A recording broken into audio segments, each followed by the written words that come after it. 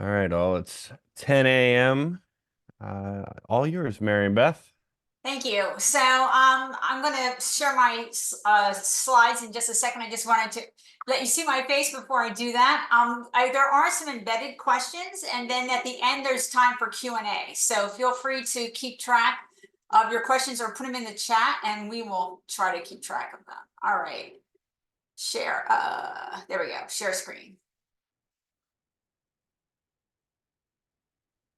So I'm going to give you my story in brief. I'm going to get through a little bit of a personal recovery plan, a couple of points, and then go in some detail through peer support options, why it's important, and different considerations for choosing a group. So I say that my story in brief is that child abuse led to childhood addiction, right? Which is a common combination, unfortunately. My mother wasn't really bonded to me, and she could be violent, but things got a lot worse when I was 9, and she married my stepfather.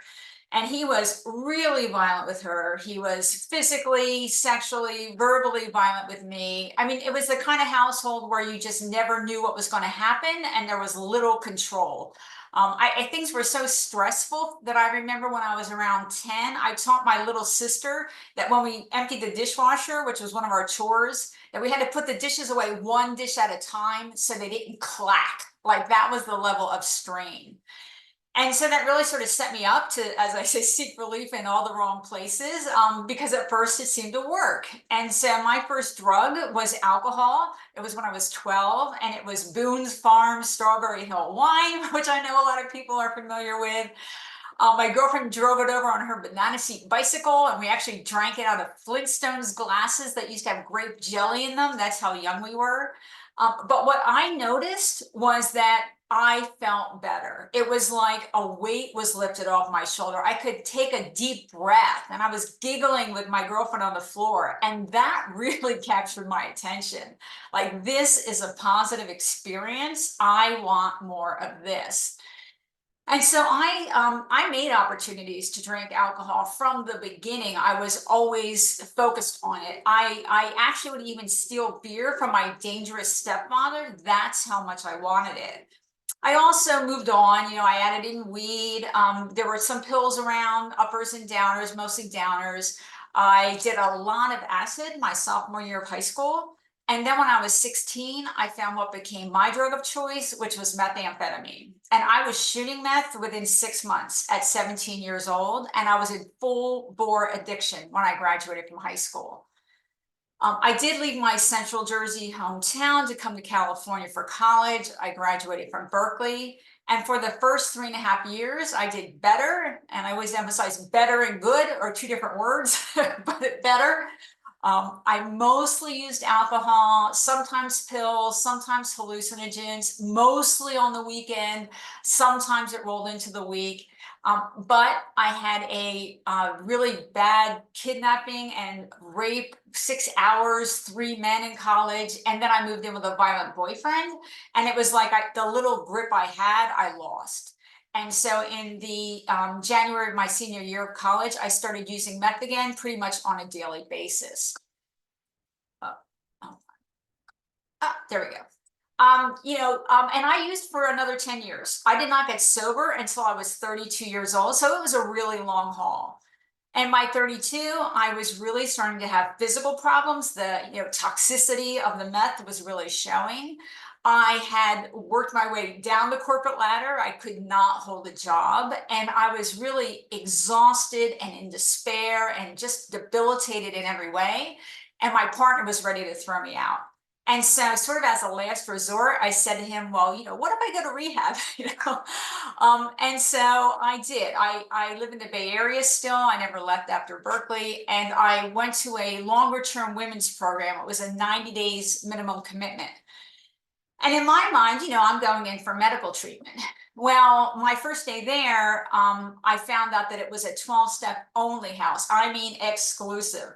So I found out because every day at my rehab, like many at the time, and some still today, they would do a step study. So they would read one of the 12 steps, and I'm sure you guys know 12 steps is Alcoholics Anonymous, Narcotics Anonymous, and all of the anonymouses. And they would read a step, and then they would either read the big book or the NA text about the step, and then there would be a conversation. And so on my first day, they were reading, it was step 3, made a decision to turn my will and my life over to the God of my understanding. And so during the discussion part, I raised my hand and I said, what about me? I'm an atheist. And they did say it doesn't have to be God, but you must agree, find a higher power. You must turn your will and your life over. You have to agree you're powerless. I told them I don't believe in a higher power. This isn't an option for me. And I really didn't like that powerless idea or the focus on defects. I raised a lot of concerns.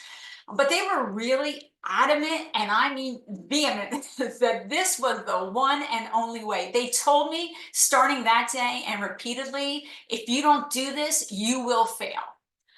And that was a real shock to me because I didn't know, I didn't know they were only going to offer me one option and that it would be a bad fit, a good fit for many of the other women, but a bad fit for me.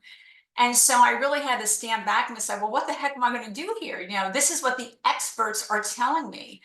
And so what I decided to do was to just keep my mind and my ears open and, look for the parts I could use and just ignore everything else. And so I actively participated in rehab. I did all the homework. I participated in discussion. I did everything I was supposed to do, and they gave me some useful information, a little bit about the science of substance use disorder. Things like how to recognize and handle triggers, some trauma work. And then I read all of the AA Big Book and I read all of the NA text, and I was looking for what's sort of like at the core that I can use. And so the one day at a time idea, for example, I found that helpful. If I was having a bad craving day, I would say, I'm not deciding for tomorrow, but for today, I'm not going to use. I looked at the powerless step again, and what I decided that I could agree, not that I was powerless, but what I decided I could agree that I was powerless to moderate. Like there's no moderating for me. And so I did that. I tried to sort of reframe and make it something that was consistent with my worldview and that I could use. But I really still vacillated between some hope that I could recover, like everybody else, and really fear when faced with a universal consensus that I could not. And so when I got home, and I'm going to emphasize for the younger people, it's now 1994 and there is no Google. Okay. So I got home and I thought, is it really true that there's no other options? And so I got in my car and I drove to the library and I did the research. And it turned out even in 1994, it wasn't true. There was Women for Sobriety, which I'll talk about. There was LifeRing's parent, SOS, Secular Organization for Sobriety. There was SMART's parent, Rational Recovery. And so, first of all, it was like, phew, a relief, right? Okay, I'm not the only person who wants to do it a different way. Others have done that and succeeded. But also, I actually never ended up following any one program. I continued with the same approach I had started with, which was I read all the books and other materials. I went to meetings for all the new groups, and I continued just to synthesize and pull the ideas I thought I could use. Today, we would call that a patchwork or a hybrid plan, but in 94, I didn't know anyone else who had done it, and there was no terminology for it. So I have actually just had 30 years of continuous sobriety. I had it on January 13th. So I do think I built a pretty robust foundation. And I also did have to do a lot of work on my trauma. I had PTSD and I didn't know it, which showed up for me as severe anxiety. So like most of us, or many of us, maybe many of us, a majority, when we come into recovery, we have some other mental health issue in addition to our SUD that we need to work on. Legal career, because I do call my story from junkie to judge. I actually went to Berkeley Law School right out of college. But remember, I started using meth again on a regular basis in January of my senior year. So by the time I got to law school in the fall, I was in no shape to do it. And I actually had to withdraw because I knew I was going to fail because I couldn't get there and I couldn't get the work done. And that was a really painful loss. I mean, Berkeley's a top 10 law school, and I had to give it back because of my addiction, and that was agonizing. As I said, I had worked my way down the corporate ladder because I couldn't hold a job, and when I got sober, I had to really start from where I was. And so my first job was a part-time, temporary, low-level admin job because that's all I was ready for. For me to get up every day and go to work on time and stay all the hours and do a good job and do it the next day and the next and the next. I was 32 years old and I had never done it in my life. And so I really needed practice, to get that habit, to get that behavior to be part of my norm. Then I worked my way into a mid-level administrative job, then a supervisory job at a larger company where I got a promotion. And then at 6.5 years sober, I went to Berkeley Law for real.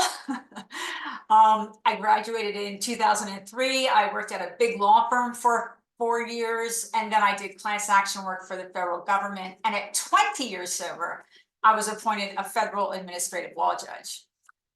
I took I always emphasize early retirement in 2020, and now I'm on the board for Lifelong Secular Recovery. I'm on the board for She Recovers Foundation. My memoir came out just almost exactly a year ago, From Junkie to Judge, One Woman's Triumph Over Trauma and Addiction, on Amazon and all the usual sites. And I publish opinion pieces. I've had pieces in the Wall Street Journal, Recovery Today, the LA Times, and others. But I'm also a speaker and an advocate and a trainer. So I speak at conferences, podcasts, TV, radio, and I do workshops like this, and I train lawyers and judges on substance use. So what I did, as I said, today life, we're going to call what I did a personal recovery plan, that it's an individualized approach. And many of the alternatives emphasize some version of it being the recovery plan varying from person to person. As I mentioned, my approach of mixing programs, going to more than one and mixing the ideas. Today, more people do that. And today we would call that a patchwork or a hybrid plan. The self-empowered idea was key, and I needed that. That was how I approached my recovery. That was consistent with how I viewed the world. But self-empowered, it really means that you're the boss of your recovery plan. It doesn't mean shut your ears, shut your eyes, don't listen. It's really about deciding. You're the decision maker about what your plan will be. But that doesn't mean that it's not beneficial. In fact, it is usually beneficial to, read and listen and attend and get ideas from other people. I mean, I pulled ideas just from conversations I heard people have when they were smoking a cigarette during the break at NA. It's useful to have more ideas because it can strengthen your foundation. I really think there are a lot of benefits to taking that personal recovery plan approach. And one of them is really self-knowledge.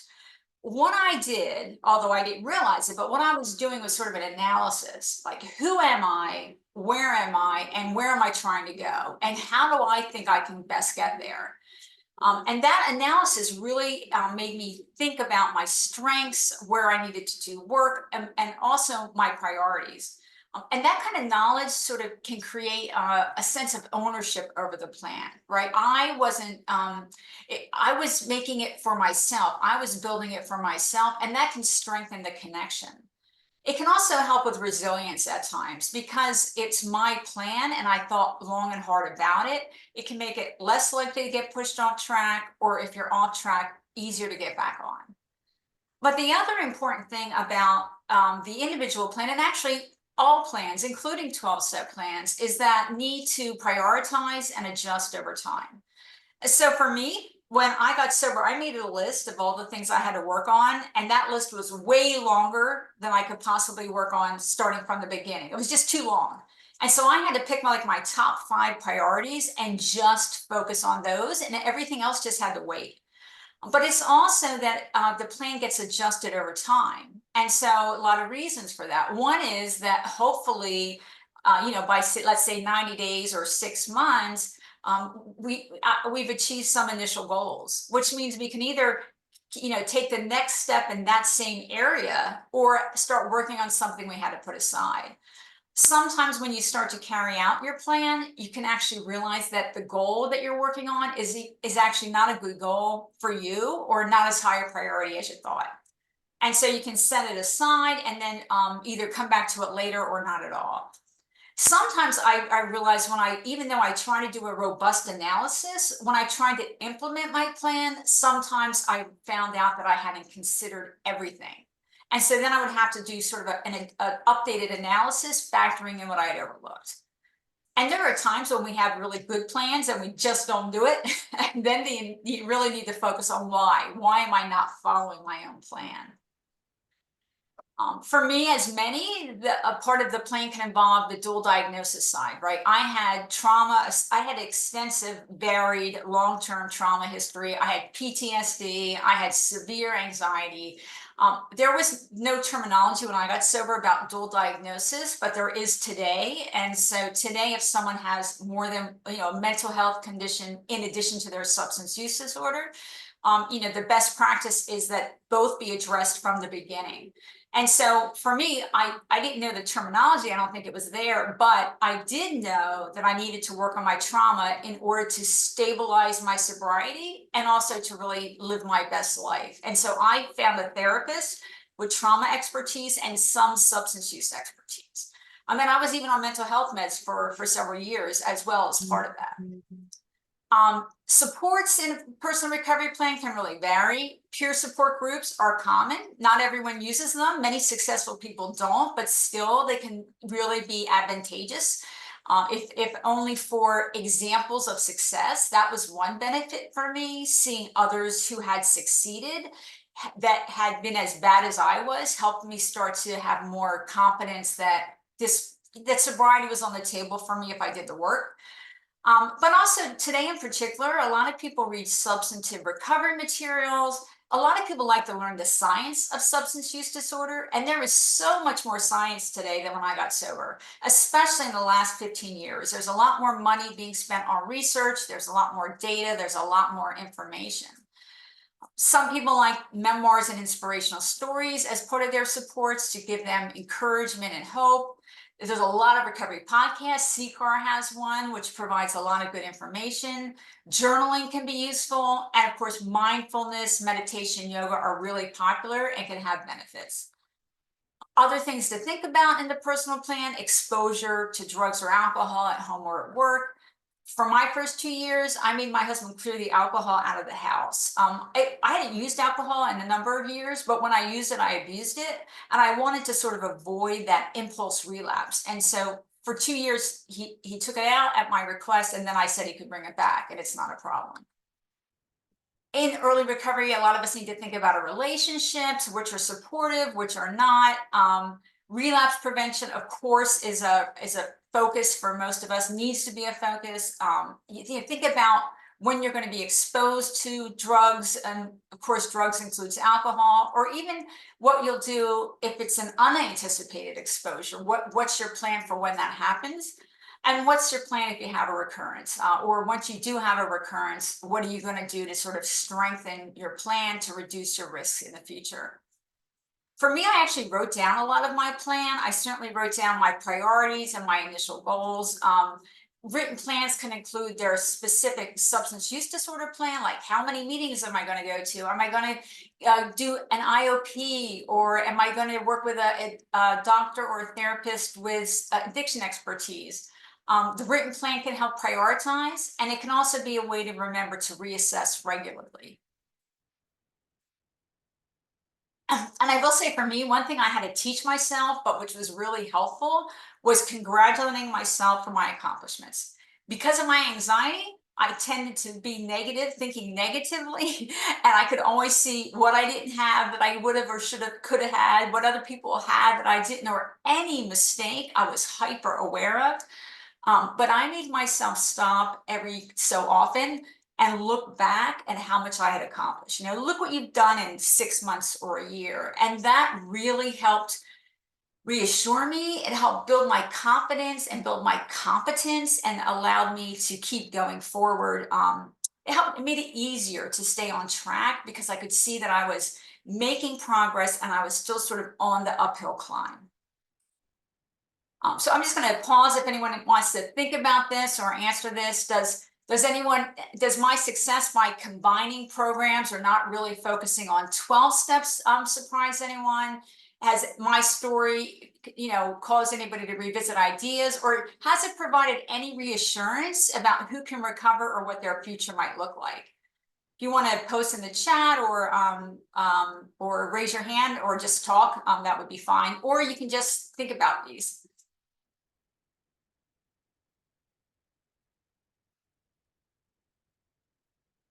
There's chat, but I can't tell what it's about. Okay, C card, that's that. Okay, I'm going to move on. Okay, so peer alternative studies. So the focus of this presentation today is really multiple peer support options. And there was actually a study in 2018. It's called the Peer Alternatives or PALS study. It was done by Sarah Zemore and her team. And they are also working on an updated study. It was supposed to be released in late 2023, but that didn't happen. So I would expect it to be this year. They're doing an update with some further questions. But the study compared the efficacy, in other words, the effectiveness percentages of it was AA, LifeRing, Women for Sobriety, and SMART. And it found that basically they're all equally effective. And so this is just one of many reasons why it's important that people know their options. The 12 steps isn't better. It may be better for certain people, but it's not better overall. All of them will be better for certain people, for people where they're a good fit. The PAL study found that there are some demographic differences among the groups as far as education, financial, religious affiliation. But on the other hand, I will say that it's not like there's a clear line between 12 steps and the other groups on religious affiliation. I know for LifeRing, we did a survey and about 30% of our members have religious or spiritual beliefs. And in general, I've met people with such beliefs in the different groups. So there are atheists and agnostics that can make 12 steps work. And there are a lot of faith-based or spiritual focused people who prefer the other options for reasons other than higher power. There's a lot of reasons you might choose one group over the other. It's not just one or the other. I just make it clear it's not this hard line. The line goes both ways. Members on the PAL study, members of 12-step alternatives did show higher levels of satisfaction and cohesion. One of the ideas about choosing which group is best for you or groups is that there is strong data that people do better, have better success if they participate in their mental health treatment plan. And of course, substance use disorder is a mental health disorder, and what peer support group you might attend is part of a treatment plan. For me, my focus is always that we tell people about their options so that they can take a look and then find the one that's going to give them the best chance of success. And the options for me is both the philosophy of the different groups, but also the meeting formats, because the meeting formats can really vary. So for example, most 12-step meetings have a speaker that's 20 or 30 minutes of the meeting, and then, people can share, but it's only a minority of the attendees usually. Whereas in LifeRing, we don't have a speaker. The whole meeting is the group sharing and talking. And so that's just one example of different formats, one of which might be more or less attractive to different people. Another reason for making sure people know their option is that the United States is increasingly secular. And religious nuns, and of course, when I'm doing it on podcast, I always say NONES, not NUNS, okay? But religious nuns, depending on the study, the definitions can vary, but generally it's atheists, agnostics, humanists, free thinkers, and others. The studies show that currently people identify as religious nuns 21 to 32%. It depends on how it's defined. So for example, some people who have sort of a general spiritual belief on one survey will be counted as none, and on others they won't. So it depends, but it's been 21 to 32% and climbing.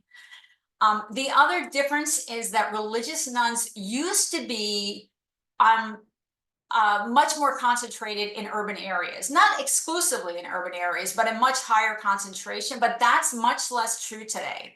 So there are religious nuns now throughout the United States. The other thing is that there is an increasing diversity among the religious nuns as far as age, ethnicity, and socioeconomic status. So these are just some of the reasons why we need to make sure that people know of their many peer support options. All right, so I'm going to go through the options. Of course, 12 steps is the largest. It is also true that in some communities, 12 steps may be the only in-person meeting option. I mean, all of the other groups I'm going to talk about have in-person meetings around the country, but they don't have them everywhere in the same way that 12 steps does. So that is one of the advantages. Some of the key ideas of 12 steps are the belief in a higher power, that you are powerless over your addiction, that you should turn over your will and your life, and that you really are supposed to follow that sort of 12-step program, which people that like it would call it structured, and people that don't would call it rigid. And as the 12 steps, although a lot of meetings are, the majority are the speaker meeting that I referenced, they do have a variety of formats. In addition to speaker discussion, it's fairly common to have in most areas, and definitely online. Also, yes, 12 steps is online too, as well as, of course, in person. All of them are online as well. But they have step studies where people will go through the steps and work them together. There's living sober studies. There's a number of other formats. And there are also what I'm going to call subgroup meetings. So in 12 steps, you could go to a women only meeting, a men's only meeting, LGBT, a youth meeting, a newcomers meeting, Spanish, and other types of groups. Some of those may not all be in your local community, but if they're not, and you wanted to attend 12 steps and do one of those groups, you can do it online. And 12-step meetings are peer-led. Life-ring secular recovery is another option, and I'm on the board for Life-ring. So Life-rings has what we call the 3S philosophy, and the S's are sobriety, secularity, and self-help. So sobriety for Life-ring means sober from all drugs, except in Life-ring, any drug that is medically indicated and taken as prescribed counts as sober. So for example, in Life-ring, medication-assisted treatment, again, I really have to emphasize, taken as prescribed counts as sober for us. The secularity side just means there's no, out of respect for all faiths and none, we don't have religion in the meetings, but as I said, many of our members do have personal, spiritual, or religious beliefs, and we don't have any opinion about that at all. And Life-ring is really a self-help, self-empowerment program. Life-ring teaches that people, when they walk into the rooms of recovery, they are individuals, they are unique, and they will do best if their recovery plan is tailored to them. So my plan and your plan probably won't be the same.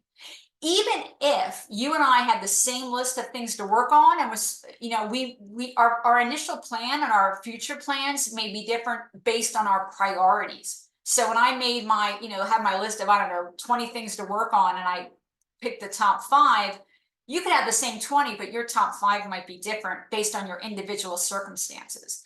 And so it's about developing an individualized plan. But Life-ring emphasizes that doesn't mean alone. We do have the support groups as part of that. We also have books to help people build a personal recovery plan. Our workbook, we actually sell 3 times as many workbooks as basic text, because a lot of recovery coaches like the workbook, even for non-Life-ring people. It's just really robust analytical tool to help people think through and build a personal recovery plan. It's not telling them what to do, but it's checklists and worksheets and fill in the blanks can help them think it through. Life-ring meetings also have crosstalk. So members can talk directly to each other. As I said, the format is that everyone has an opportunity to share, and the convener will track time. But if you want feedback, you can ask for it. And crosstalk has to be positive or neutral and on topic and welcome. That's the other thing, welcome. And the convener will track that and make sure. But crosstalk can give people an opportunity to have a discussion about something. So for example, if someone has a slip and they want to talk about it with the group may ask things like, what exactly happened? Was it a surprise, or did you sort of know it was going to happen, but you didn't really have a solid plan when you walked into that situation? And it can also be, what's your plan for next time when that happens? And it can be the person who had the slip asking the group for suggestions. Suggestions, not mandates, because what worked for me might not work for her, but it can be beneficial to hear ideas and decide which you might try to use. So that's the purpose of crosstalk. We have a variety of, well, we have, most of our meeting formats fall in one of two groups. We have group discussion. As I said, 100% of the meeting will be discussion. But we also do have workbook meetings. If people want more structure to build their plan, we have several meetings where you can work through the workbook with a convener and a group. We do have subgroup meetings as well. These include women's meetings, veterans, LGBTQIA+. We have specific dual diagnosis meetings, which a lot of people find really helpful. We have several of them. We have meetings of if people have chronic medical conditions. Some of that is alcohol, liver related, but it's anyone with a chronic condition. We have meetings for seniors and other groups. And our meetings also are peer-led. Although we do have a book for the conveners to help them get grounded and convene well. And then we have like an email chat and monthly convener meetings with different topics. SMART. So SMART recovery is cognitive behavioral therapy approach, right? It's CBT. In the same room, it will often include other behavioral disorders in addition to substance use disorders. So in the meeting, there could be people also with eating disorders, gambling disorders, all mixed together. Some people like that and some people hate it. Like everything I'm going to say about every aspect of all these groups, some people like it and some people don't. The same exact thing. Some people find beneficial and others find it not useful.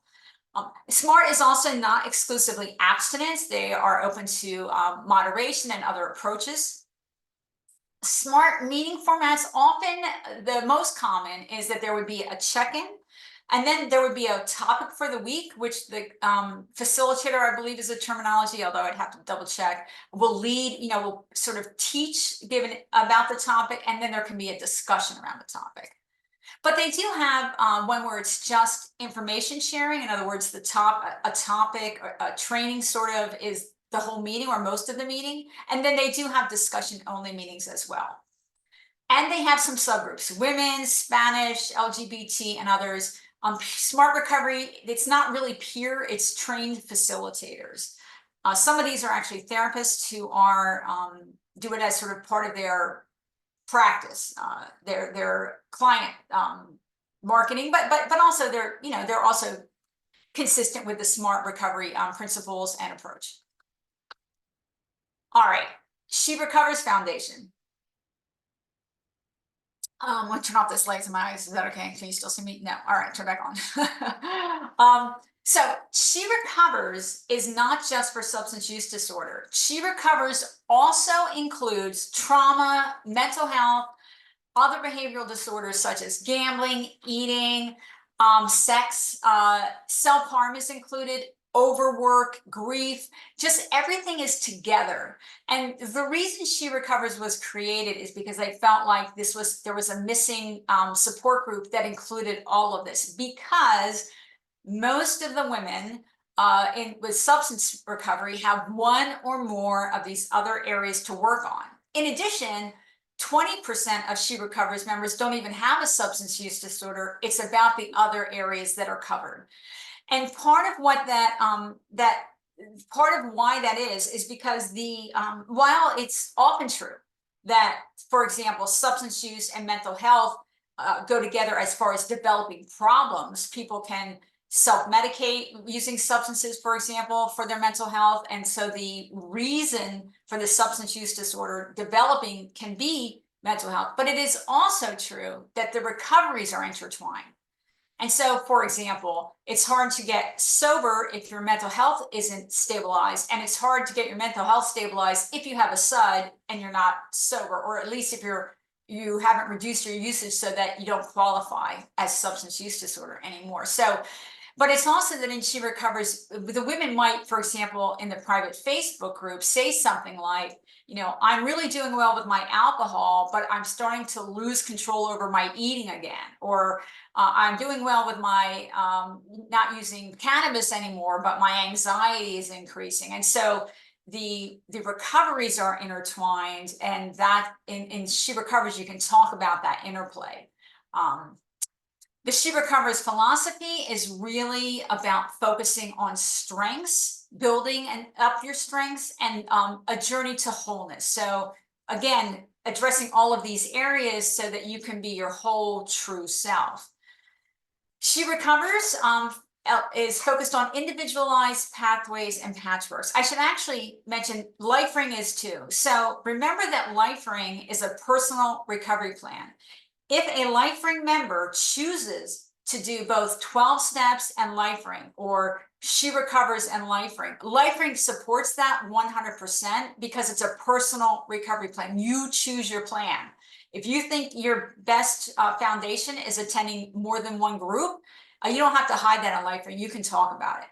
And it's the same in She Recovers. She Recovers supports all pathways. I think about 30% of She Recovers members also do 12 steps, and some of them also do the other groups that I'm going to mention, or they do what I did, which is build their individualized plan.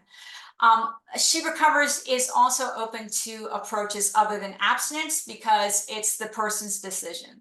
So it maybe, for example, someone is going to stop alcohol, which they can see are having negative consequences, but cannabis isn't. So they're going to try out getting rid of the alcohol, but still using the cannabis. And She Recovers, that is an appropriate choice. It's your choice. And we do not, as we say, we do not criticize any pathway or patchwork. The other focuses of She Recovers are about healing past wounds and intergenerational traumas, with recovery, as I said, defined by the individual. She Recovers has multiple meeting formats. We have 2 times a day online gatherings, as well as there are yoga meetings. There are dance meetings. She Recovers dance, because in She Recovers, the mind-body connection is one of the focuses. And then locally, we have chapters around the country, and they hold sharing circles, and usually those are monthly. The local groups also often have a separate Facebook page so that the members of the group can talk and support each other. They might also post on the local Facebook group, hey, I'm going to go to see Barbie movie. Anybody want to come, or whatever? And so the women engage and do activities that way. She Recovers also has conferences, retreats. They have a podcast. They have helpful videos. Like there's a series called Mental Health Monday about where speakers and conversations around a lot of different recovery related topics. And She Recovers has subgroups: legal professionals, LGBT plus, people of color, veterans, healthcare, mothers with special need kids, etc. And our meetings are led by certified coaches, or what are called designated professionals. So they are trained.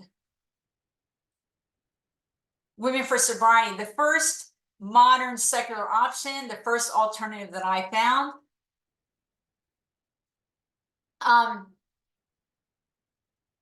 In a Women for Sobriety meeting, you don't introduce yourself as I'm Mary Beth and I'm an addict. The introduction is I'm Mary Beth and I'm a competent woman.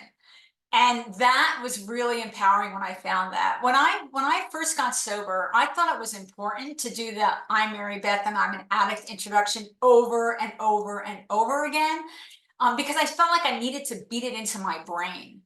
But by the time I found WFS, it was about 6 months later, and I was getting less and less comfortable with that introduction, because I felt like I was announcing it as if it's sort of the crux of who I am, as if it's my essence, the most important part of me. And by that point, I didn't feel that it was. And so when I found WFS's I'm Mary Beth and I'm a competent woman, that was self-empowering. That felt strong. That made me sort of sit up straight. That met me where I was at. And I use that example as what works for us in recovery at some point isn't always helpful later. And it's okay and can be important to reevaluate and to shed techniques or strategies that are no longer serving you. And so that's what I did. Women for Sobriety is about taking charge of your life. It's about creating a new self-image. The goal is what they call to become the 4C woman: capable, caring, competent, and compassionate.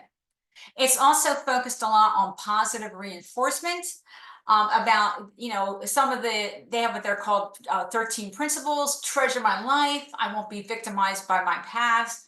There's a focus on addressing behavior patterns that aren't sort of serving you well.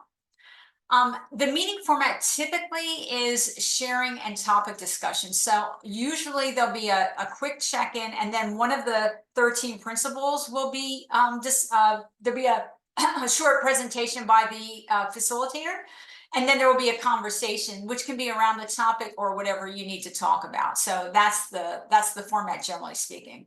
And they too have subgroup meetings like LGBTQ, and WFS meetings are peer-led. Recovery Dharma is of the groups I mentioned, the newest option, but it's been around for a while. Recovery Dharma is Buddhist based.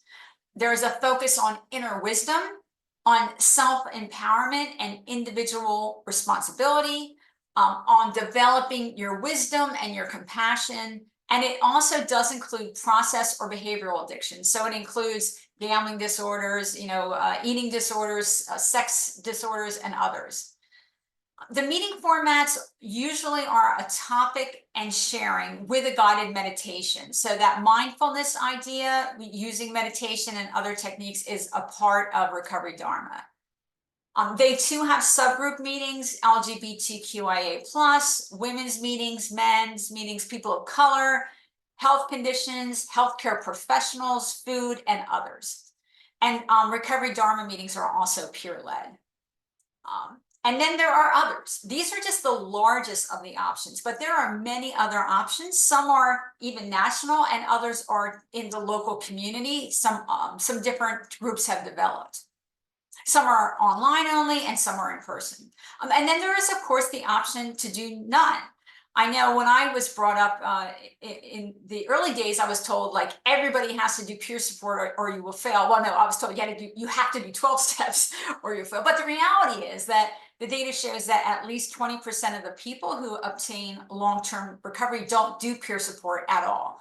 On the other hand, many people find it very beneficial for multiple reasons, including developing a community, sort of being reassured that you're not alone. Hearing other people tell similar stories can release shame and people's feeling bad about themselves. Just there's a lot of reasons that people find peer support groups attractive, and they can offer a lot of benefit. All right, so I'm going to pause again. You either can answer or just think about, which peer support groups were you familiar with before my presentation today? Which have you attended? Any thoughts about the pros or cons of different options, and any thoughts about what you'd be willing to recommend to clients? And I will go over the recommended clients section later. Yeah, there is a LifeRing in in the UK as well.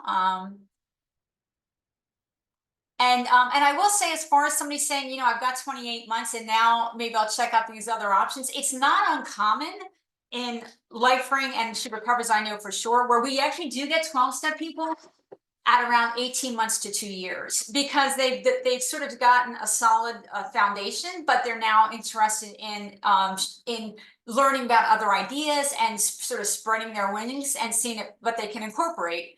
And that's why the good news is you don't have to pick one or the other. You don't have to let go of your 12-step home group, to try out these other groups. You can integrate them in any way that you see fit.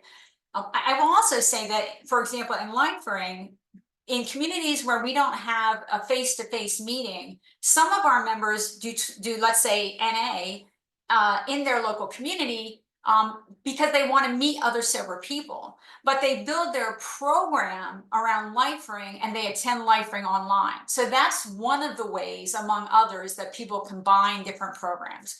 And it's much more common today for people to combine than when I got sober. I didn't know anyone else who had done it when I got sober.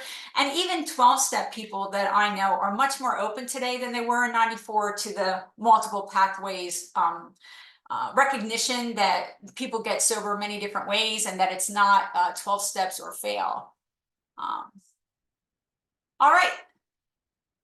I'm going to keep going. And we'll do some more things. And like I said, there's a Q&A time at the end for other questions as well. Oh, click. All right.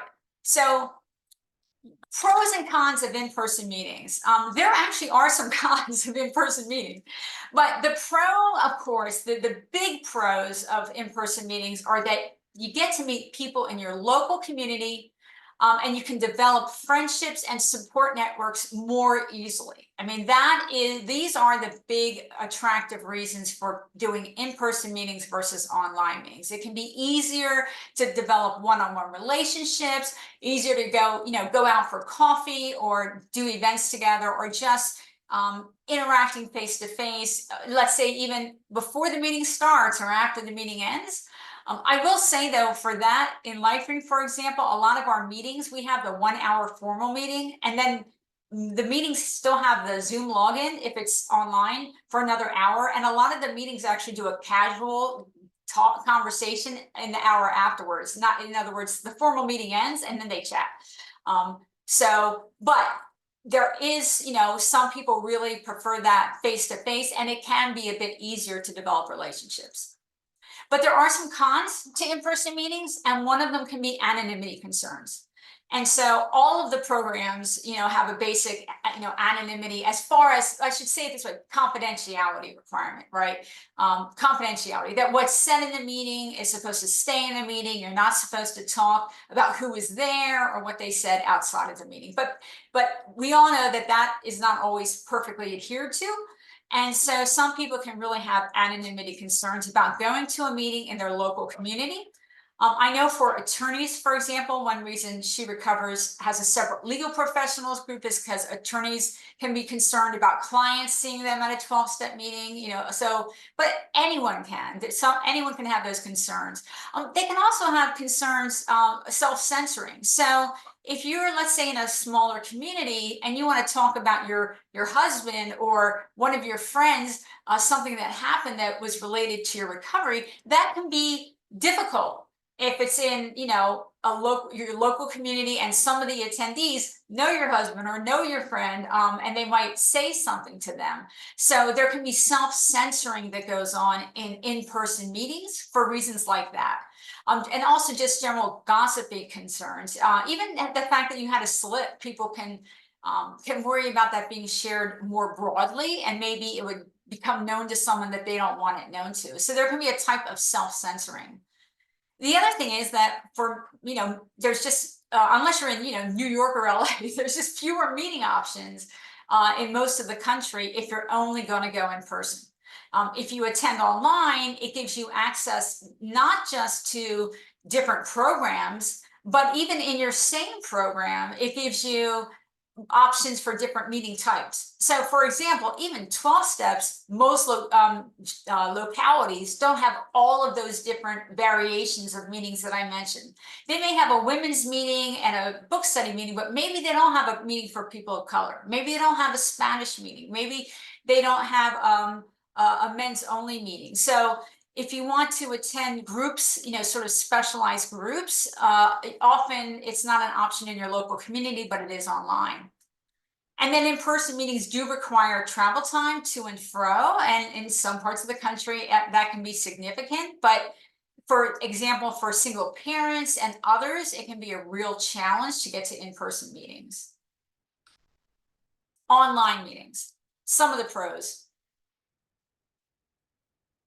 There are just more options as far as days of the week, as far as times of day. For example, some of our members in New York for LifeStream, they actually attend the Ireland meeting because it's early in the morning to New York, and that's a good time for them to go. So there's more choice as far as what time of day and what day of the week.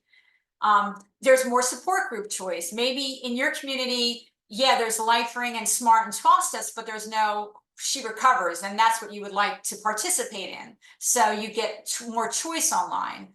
And online, as I said, the subgroups are all available. Even in 12 steps, the subgroups may not all be available in your local community, and more so if it was in LifeStream or Smart or one of the others. There can be more anonymity attending an online meeting. I mean, the odds of somebody in your local community being there if you attend an online meeting are small. You can also online keep your camera off. I mean, that's allowed in pretty much all of the programs if you were worried about your face being shown, and you could put your name as just, an initial, or I could say Mary instead of Mary Beth or whatever. So there can be more anonymity if people attend online. But it also can be helpful to some groups of people. As I mentioned, parents can find it easier, caregivers of other types. Maybe you have a sick elderly parent staying with you and getting there in person is a challenge. For the disabled, at-home meetings can be really beneficial as well. But the biggest con is that it can be harder to develop relationships. Not impossible. Many of the She Recovers and LifeRing members, for example, that's what I know about Beth. They do develop personal relationships. As I said, LifeRing often has a casual after meeting where people can just chat. People will use the private DM feature on Zoom and ask someone to have a private conversation. Do you want to have a personal Zoom chat? In She Recovers, there's support on the Facebook page. So people do develop relationships. In She Recovers, they also develop relationships because they went to the conference or they went to a retreat or they did something else like that. So it has an extra level of challenge, but it's not necessarily impossible. Hybrid and combo. So hybrid meetings are where some people are online and some people are in person. That was fairly popular during COVID when people started going back to in person, but not everyone was yet comfortable. And so people would do hybrid. There's really a lot fewer hybrid meetings now because it's technologically challenging to have some people in the room and some people on the computer. But a hybrid option could, for example, allow larger participation where there's not a big number of in-person attendees. In other words, if you started a new meeting and you only have 4 people coming regularly, if you open it up hybrid to online as well, you can get more participation. And then there is just the combo of meetings, which is what I did, that patchwork or hybrid.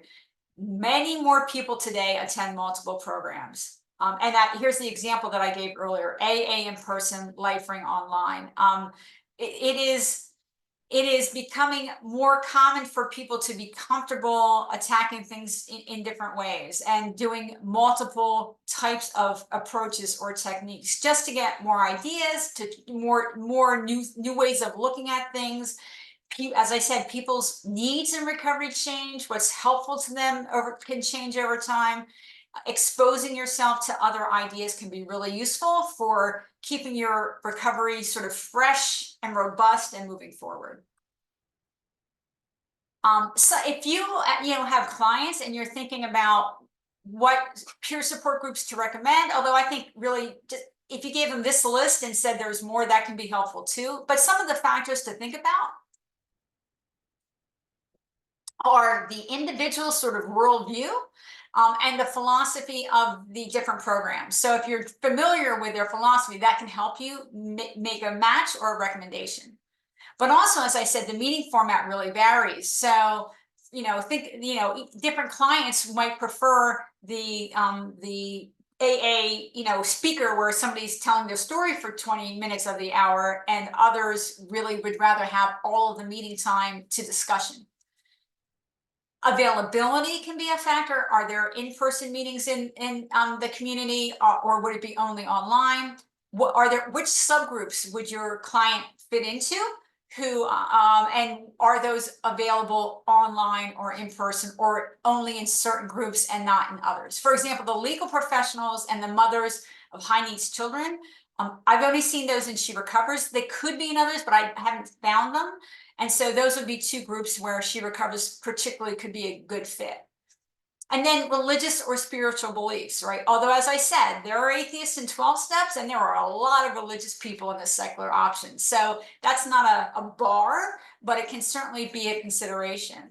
The reality is that, faith can help people, but that doesn't always mean they're going to want to do 12 steps. It's just, there's a lot of different reasons people choose groups other than 12 steps, other than just the higher power. Part of this is really now getting to worldview. For example, does the person believe that their success results from their motivation and their efforts, which is really more of a self-empowerment focus? Or is it reassuring to that person to turn their will and their life over to a higher power? I mean, for me, I was definitely strongly in the first group and absolutely not in the second. And some people, they'll fall somewhere in the middle. The meeting structure, as I mentioned, speaker's story for a third of the meeting, or a recovery topic for half, 100% for the meeting they speak. Or are mindfulness techniques attractive to your client, or do you think they could use it because they have anxiety or whatever? Would the person like crosstalk or not? LifeRing has crosstalk, and I believe Smart as well has crosstalk, but the other groups usually don't. And so that can be a factor to think about as well. Obstacles to multiple pathways.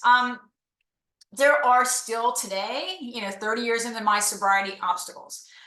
Some of them are explicit. There are still, almost shockingly, recovery programs that are not just exclusively 12 steps themselves, but are adamant that it's the only way, that they don't even expose their clients to the alternatives, which to me is a malpractice, but there are still programs like that. But there can also be 12-step ideas that have been absorbed into the, let's say, the rehab, that really aren't evidence-based, and they're more implicit. They don't say this is a 12-step idea. They say this is a fact. This is truthful.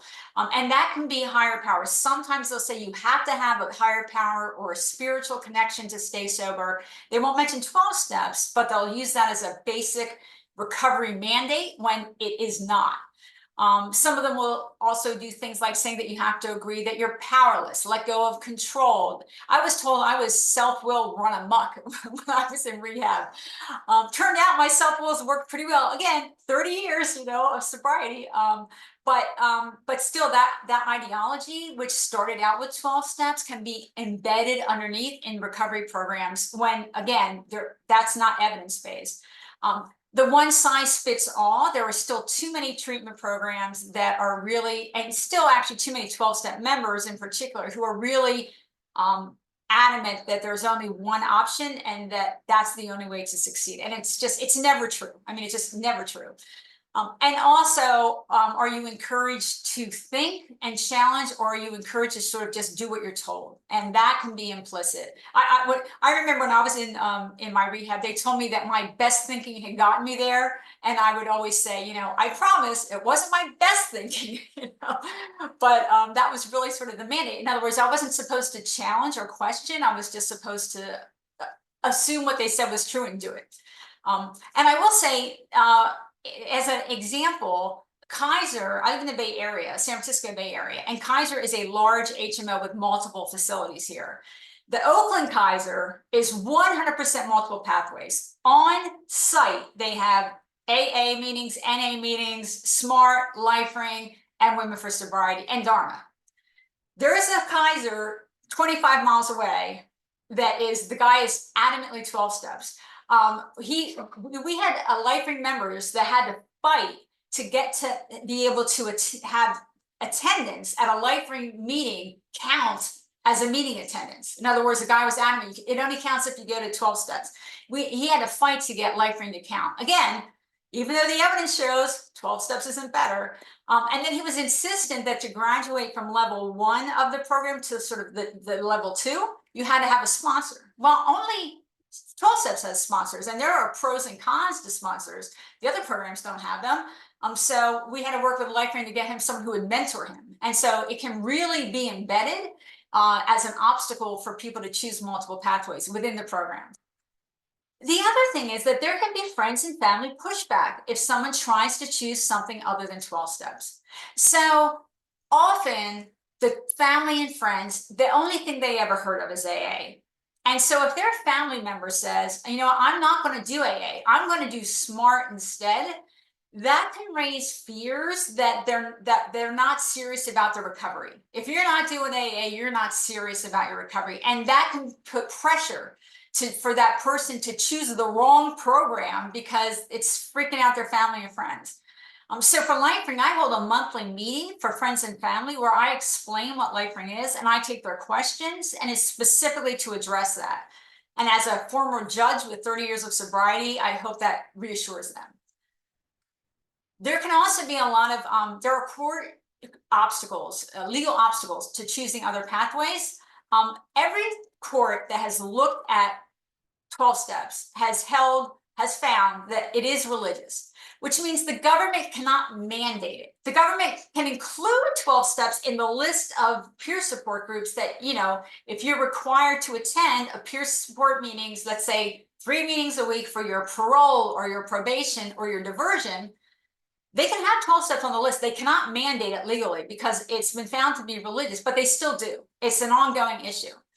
And it's really a problem. For example, LifeRing had a member was in jail, and that jail was giving good time credit, in other words, sentence reductions for attending 12 steps, and would not do the same for LifeRing.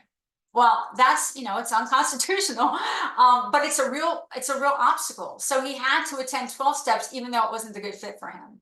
So there can be real world consequences to these obstacles, but it's better than it used to be. A lot of them, even if they default to 12 steps, if someone brings it to their attention that there's other options and they'd like to do this other program, a lot of times they will allow it. But, you know, it can be scary for the individual to raise the issue because they don't know how it will be received. So we all need to fight against that. All right, so that's the information that I have, and I'm going to take questions. I do want to say, this is my contact information. You know, please do consider me a resource. You don't have to remember my name. All you have to remember is that junkie judge, and you can Google me. You will find my website and you can message me. But I will also say that on Twitter, I actually don't argue with people. I provide information, the new studies that come out, different opinion pieces or articles related to recovery or substance use, and my thoughts. And my Twitter is @MaryBethO_, although again, you can find me if you forget that. So feel free. But if you're interested in, you know, having an easy way to see some of the new information, I always post it on my Twitter feed. All right, I'm going to take the share screen off so that we can have a better conversation. If there are questions, stop share. Let me see if there was anything in the chat. I mean, I know there were things in the chat. Okay. All right, so it looks like these are mostly comments, and I'm glad to see that a lot of you are familiar with the options. Is there any questions or any thoughts that anybody wants to share? Emily. Hi, Mary Beth. Thank you so much for the presentation. I've taken so many notes there. I'm going to have to book some time in to read all about that, but it was so useful for that collection of resources. And thank you for sharing your amazing journey. I have a business that in the UK where we help organisations to build mentally healthy workplaces, and we've done quite a bit of work with solicitors and lawyers over here in the UK, and they have been a massive challenge. Just to even talk about poor mental health, never mind problematic substance use. You know, just I suppose I'm just wondering if you have any kind of top tips for, you know, having these conversations with like really hard to reach, and obviously in the industry, it's often men. In the UK where I live, white men of a certain age as well, you know, who are just would never ever disclose that they were struggling with their mental health or with a problematic substance use disorder. So yeah, Mary, you know, any tips that you can provide would be really helpful on those conversations. Yeah, I mean, you're right. Lawyers can be a challenge. I do in the US, the lawyers, and probably in the UK too, they have continuing legal education requirements. I mean, one of them is in every state in the US, because for us, you're barred through your state. There's always some kind of wellness requirement or competence. And so I have a CLE, a continuing legal ed presentation about substance use, where I share my story. Again, it helps them hear me better, right? If I share my story. But then I do go through the basic, like, what is substance use disorder? Like, what is the definition of it, you know? And I focus on that it is a mental health condition, just like anxiety or, you know, or depression. And I go through the treatment options, and I go through the percentages. I had the US data. This helps open their eyes sometimes, in the US at least. By drug, I have a chart of the percentages of people in the general population as compared to attorneys who have, let's say, an alcohol use disorder or an opioid use disorder or a stimulant use disorder. It's pretty much double for attorneys in every category. And then I go through the reasons why it's double, what it is about the profession that really increases the odds of developing a substance use disorder. I think that can be eye-opening for them. And then a lot of times they'll ask me, what can an employer do? And one of the things I talk about is that if, for example, somebody needs treatment, they really need to treat it as they would any other medical condition. Like if somebody was going in for back surgery and they had to have a month off, and maybe when they come back, they can't work full time for another month. That, you know, just like that might happen for back surgery, that could happen for a substance use disorder. I try to really put it in that medical box, you know, as much as I can to help destigmatize it. But you're right, it can be a challenge. If ever you wanted to put together a group of attorney firms and have me do that presentation, I would be happy to do so. You know, again, that judge thing, I'll tell you, look, I'm proud that I was able to accomplish being a judge, but it's really not the most important part of my recovery. But I use that title now just to open people's ears. You know, it helps them hear me a little better, especially things like in the profession. So I would focus maybe on really emphasizing that it's, you know, it's a medical condition, and so is anxiety and depression. And you're right, that can be challenging too. SUD has the biggest stigma, but mental health in general can be challenging, especially in professions where you are supposed to be perfect and show no weakness, right? So hopefully those are a couple ideas of maybe focus more on the, you know, the medical aspect, and explain that might sort of help put the parameters around it. And I do have that US data. Maybe if you want it, I can share it with you, or maybe you can find UK data about how much higher the rates are for attorneys. All right, thank you. Cindy. Good morning, greetings. I'm thankful for the information about the 12 steps programs, and also the other pathways. I remember I've been clean for 32 years, and I remember when I first came around, there was only NA and AA. And the stigma, they still have traditions right now that still don't allow people to share what your substance abuse is or whatever your area is, unless it's quote unquote under their 12-step process. So I think that the pathways are real helpful, because I came in off of methadone as well. And so they told me I wasn't clean, and I had to go to a world convention and bring it up. And they told me that that they don't have anything to do with medications or whatever your choices are. But as long as you're following the prescription as prescribed by a doctor, then that means that you are clean. So I had a problem when I first came in. They didn't have programs like they have today, that you can be still taking medication and not be judged. Because at the time when I came in, people were very judgmental about your drug of choice. And I still think that when you go to a 12-step program based on whatever that is, their topic is, you can't come in and discuss the other. So I think that the pathways and varieties out there today are really helpful, because, and especially since the legalization of marijuana. Marijuana is legal, and people are still talking about in 12-step programs that if you're using marijuana, you're not clean. And they use the term clean or sober. And I disagree with that, because a lot of that medication is prescribed. So I think that a lot of these new pathways are really grateful, are really helpful to the process. And I thank you for sharing the information. Yeah, thank you. I mean, there's a couple of things that happens on the medication side in 12 steps. I will say NA's official position still is that you're not what they call clean, you know, if you're using MAT or anything else. I looked it up recently. I found a 2016 pamphlet and nothing newer. If it's changed, it's hiding from me. But even when it is the official policy, which it might be for AA, on the ground in meetings, a lot of people get pushback. They'll be told that they're not sober if they're taking Suboxone or even anti-anxiety medications, or, you know, medications for depression.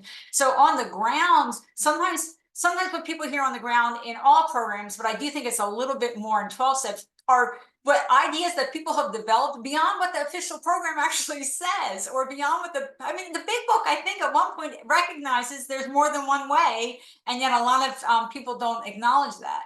But it is, I mean, let's be honest, medication-assisted treatment for opiate use disorder and alcohol use disorder is the gold standard today. I mean, the data is very strong.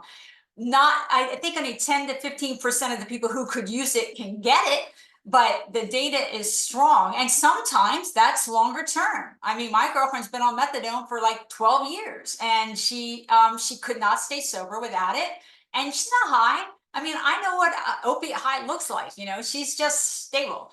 And so you're right. It's good to have options, including because whether it's the official policy or your local 12-step meeting opinion, there can be a lot of pushback on medications. And that is unfortunate because the medications help so many people. Any other questions or thoughts? All right. Well, like I said, you can always message me. You know, I'm easy to find. So feel free to reach out if you have any other questions, or you know, hey, Mary Beth, what were those groups you mentioned, or whatever it might be. I'm available to you, and I appreciate your time and your attention to all this today. Thank you.